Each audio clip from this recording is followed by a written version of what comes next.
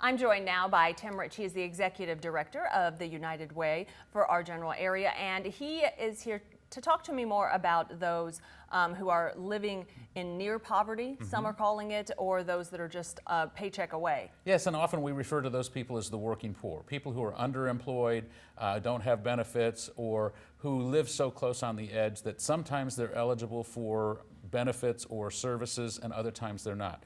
We see this a lot with school children, where we began to look at it, because there'd be some kids that were eligible for free and reduced price lunch for a month or two, and then they would go off because the family income went up just a little bit, but they still didn't have enough to feed their children. Yeah, and this is something real. I know we've talked a lot about the perception of the poor, and it is that person who maybe is at an intersection asking for money or their clothes, and they look what we perceive to be homeless and living in poverty. But so many people who look just like your neighbor or your family are in fact living in poverty or almost. That's exactly true. We generally, when we think of people in poverty, we think of those families that have grown up in housing projects or who have been on welfare assistance or something like that. But there are a whole number of folks, especially after the decline in the economy. A lot of folks went back to work, but they're not working full-time with full-time benefits. It's several jobs and it's less benefits. And so we see people on a regular basis that are in that kind of that crack.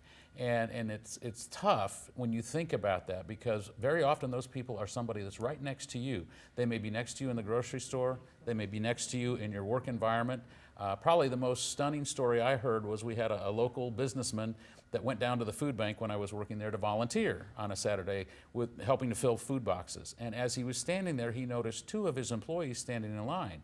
And he was really surprised, and of course then somebody says, well, are they scamming the system?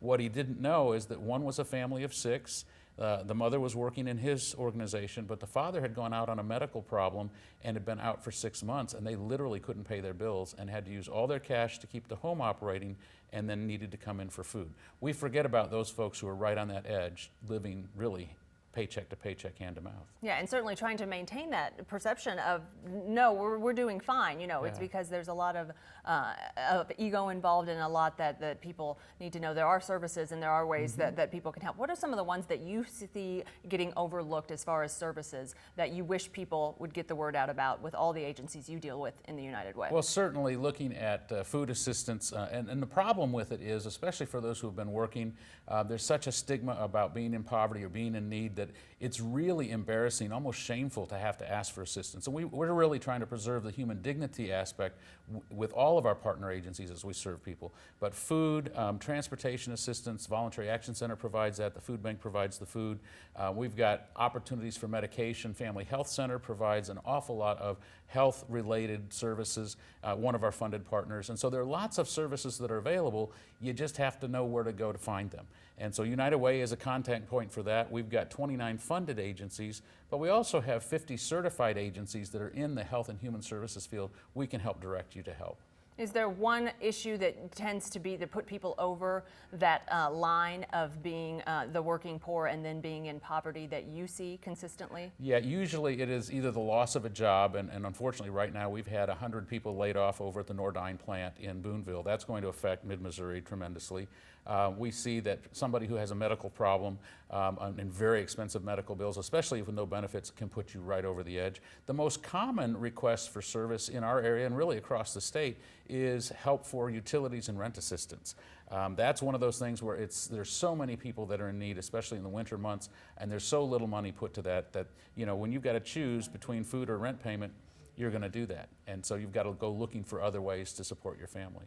And then finally, this perception that those who are maybe not experiencing how the system works, that they say, why don't they just get a job? Why don't they work harder? That's often not the case. How do you address those who say they're working maybe one job, maybe multiple jobs? And I've heard people say, well, if 2 jobs isn't enough, why don't they get 3?